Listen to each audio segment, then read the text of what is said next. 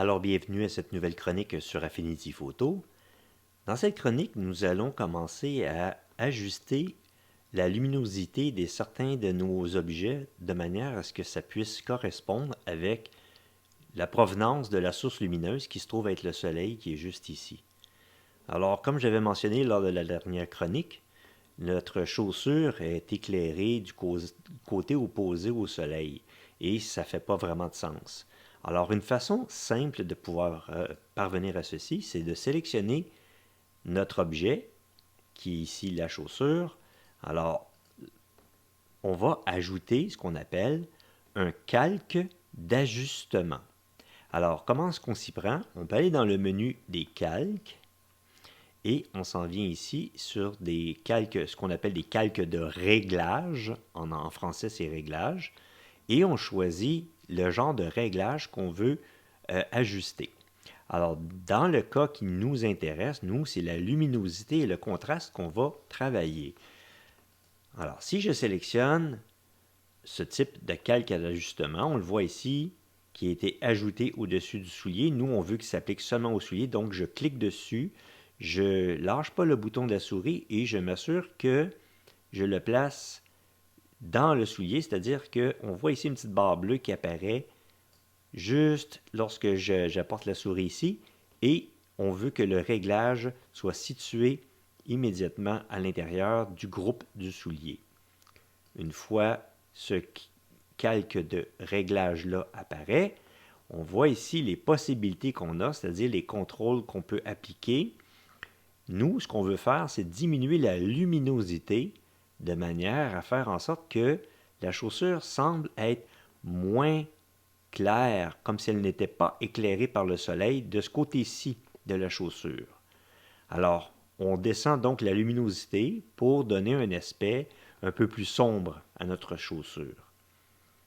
Lorsqu'on est satisfait de la luminosité, on peut fermer cette fenêtre de dialogue, voilà, d'ajustement, mais là où le côté intéressant embarque, c'est le soleil, c'est vrai qu'il n'éclaire pas de l'autre côté de la chaussure, mais sur le dessus de la chaussure, peut-être en partie que oui.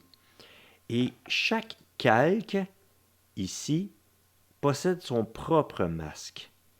Et en fait, un calque d'ajustement ou de réglage est à la fois un ajustement ou un réglage et un masque. Et ce qui est intéressant, et on sait qu'avec les masques, on peut travailler avec le pinceau. On choisit donc l'outil pinceau et on va travailler avec une opacité à 100, le flux à 100 et une dureté à 0%. Donc, ça va être un pinceau dont les pourtours vont être très doux. Et regardez bien ce que je vais faire. Je vais commencer à peindre sur le dessus du soulier ici et je vais continuer à peindre le dessus du soulier, mais pas trop, juste pour donner une espèce d'aspect d'éclairage qui vient du soleil, mais qui éclaire le dessus de la chaussure à partir d'ici à peu près.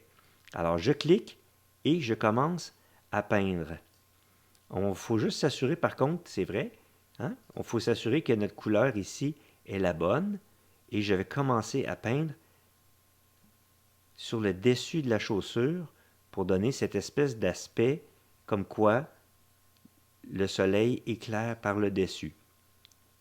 Et puisque c'est un masque, on peut évidemment l'ajuster comme on veut. C'est-à-dire qu'on peut changer la couleur et corriger certaines portions, mettons on aurait comme peint trop... on aurait comme choisi des sections qu'on pense qui ne seraient pas éclairées par le soleil.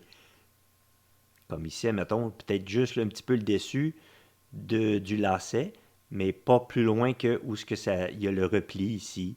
Peut-être un bout du lacet ici, mais assurément le dessus de la chaussure, elle est éclairée. Donc, on peut peindre le dessus. C'est parfait comme ceci. Et on peut jouer comme ceci jusqu'à ce qu'on considère que l'éclairage est bon. Une fois qu'on est satisfait du look, on pourrait dire, et de l'effet que ça donne sur la chaussure, on peut appliquer exactement la même opération sur d'autres objets. Je vais donc choisir la porte. Je vais retourner dans les calques. Je vais ajouter un nouveau calque de réglage. Je vais y aller aussi avec la luminosité et le contraste. Je m'assure de prendre le calque qui a été ajouté ici et l'appliquer seulement au plan de la porte. Je viens de remarquer qu'ici, je ne l'avais pas renommé correctement. Donc, la porte est vraiment renommée porte. Je sélectionne le calque de luminosité et contraste. Normalement, ici, je devrais avoir les mêmes contrôles que tantôt. Si ma fenêtre n'est pas apparue, si ma fenêtre de dialogue est disparue, j'ai juste à double-cliquer sur le calque de réglage et la fenêtre de dialogue apparaît. Et je vais ajuster le réglage de la porte. On voit ici que la porte, là, la luminosité, elle a baissé énormément. Mais puisqu'elle était déjà en partie plus sombre dans le bas, on pourrait faire un petit ajustement toujours en jouant avec le calque et notre pinceau pour pouvoir ajuster à l'aide toujours des couleurs noir et blanc la portion ici pour que ça donne à peu près le même effet que le haut de la porte. Et en faisant une seule passe, on voit que j'ai ajusté la luminosité de manière à ce que ça soit pas mal égal partout sur la porte. Et évidemment, on peut faire des ajustements toujours de la même manière, c'est-à-dire en jouant avec le calque. Je vais m'approcher et je vais faire des petits ajustements ici. Là, j'ai ajusté le bas de la porte, mais en même temps, j'ai touché un peu les côtés. Alors, je peux les réajuster. Alors, si je fais commande 0 ou contrôle 0 pour voir l'ensemble, on voit maintenant que la porte est plus sombre et ça correspond exactement au fait qu'elle est à l'opposé du soleil.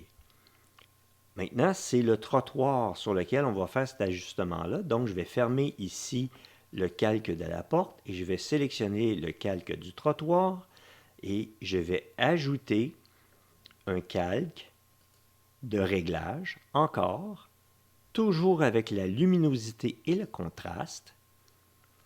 Et là, je vais encore, une fois, oups, il faut que je m'assure de bien placer le calque des réglages de manière à ce qu'il soit sous le trottoir comme ceci.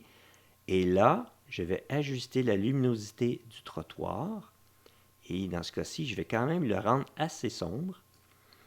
Et là, on va travailler un peu différemment pour lui donner un aspect différent, c'est-à-dire que normalement, le trottoir serait comme assez sombre, je dirais une certaine partie parce que, veut pas, il est caché en partie par la chaussure, mais en imaginant que le soleil envoie ses rayons un peu à partir d'ici, il pourrait être un petit peu plus clair. Mais je ne le veux pas parfaitement clair. Mais comment est-ce que je peux m'y prendre pour le rendre pas tout à fait clair puis assez clair? Bien, je peux travailler avec une partie de l'opacité de mon pinceau avec lequel je peins lorsque je peins sur un masque.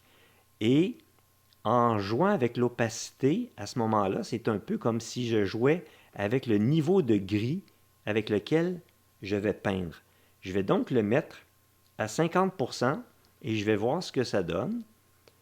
Maintenant, ce qu'il faut que je fasse, c'est que je vais agrandir la taille de mon pinceau pour prendre un peu plus on pourrait dire, peindre un peu plus large à la fois.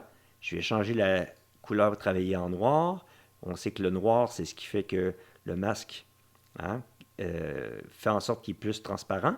Et là, je vais commencer à peindre à peu près au niveau où je pense que le soleil touche notre trottoir. C'est à peu près ici. Je vais donner un petit angle et je vais jouer avec le trottoir un peu comme ceci, en lui laissant des portions un peu plus sombres, un peu plus claires. Et si je ne suis pas satisfait, évidemment, je peux inverser mes couleurs avec la touche X et jouer à certains endroits sur mon trottoir pour le rendre un petit peu moins clair et donner un aspect un peu comme s'il était éclairé plus ou moins. Alors, on a ici la portion qui est plus sombre, puis la portion qui est un petit peu plus claire à partir d'ici. Lorsqu'on est satisfait du résultat, on peut tout simplement considérer que notre intégration du trottoir est bien faite par rapport aux teintes de l'ensemble de l'image. Et rendu à cette étape-ci, on pourrait peut-être donner un aspect un peu plus, pas délavé, mais un peu plus sombre à notre scène, même si le soleil est présent, il est très très bas, et puis on pourrait enlever un petit peu de saturation sur certains aspects du paysage. Alors ce qu'on peut faire ici, c'est d'ajouter, en sélectionnant le calque de paysage, on peut aller dans Calque de réglage, et on peut aller dans la section qui s'appelle Vibrance. Et dans Vibrance, on a Vibrance et Saturation. Et si on s'assure que le calque des réglages est associé au paysage seulement et qu'on ajuste la saturation, on va baisser un petit peu le niveau de saturation de l'herbe tout en gardant justement quand même une certaine couleur. On ne veut pas enlever les couleurs, mais on veut juste désaturer un peu. Et je rajouterais peut-être en essayant un calque. Je m'en vais encore sur Nouveau calque de réglage et j'aimerais ça ajuster la balance des blancs pour lui donner un peu plus de jaunâtre pour rendre encore la scène plus éclairée par le soleil. Donc, on a baissé la saturation et on a ajusté un peu la teinte de la balance des blancs pour le rendre le paysage un peu plus orangé. Je vais juste m'assurer ici de prendre le réglage de la balance des blancs et l'appliquer au paysage de manière à être certain que ça s'applique seulement qu'à celui-ci. Alors voilà, c'est tout pour cette chronique. Maintenant, vous avez vu comment on ajuste les objets en appliquant des calques de réglage pour mieux intégrer les objets par rapport soit aux ombrages, à la luminosité, etc.